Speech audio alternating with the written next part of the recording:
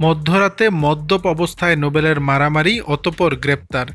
এবার মদ্যপ অবস্থায় উবার চালককে মারধর করার ঘটনায় রাজধানীর কল্যাণপুর থেকে কণ্ঠশিল্পী মাইনুল আহসান নোবেলকে আটক করেছে পুলিশ। শনিবার ১৯ জুলাই মধ্যরাতে জিজ্ঞাসাবাদের জন্য তাকে থানায় নিয়ে যায় মিরপুর মডেল থানা পুলিশ। বিষয়টি নিশ্চিত করেছেন থানার ভারপ্রাপ্ত কর্মকর্তা সাজ্জাদ রোমান। প্রত্যক্ষদর্শী ও থানা সূত্র জানায়, মধ্যরাতে মদ্যপ অবস্থায় উবার চালকের সঙ্গে মারামারি করেন কণ্ঠশিল্পী নোবেল। উবার চালক জানান, উবার অ্যাপের মাধ্যমে একটি প্রাইভেট কার ভাড়া করে গন্তব্যস্থল হাবুলের পুকুরপাড় এলাকায় আসেন কণ্ঠশিল্পী নোবেল। সঙ্গে ছিলেন তার স্ত্রী সালসাবিল মাহমুদ।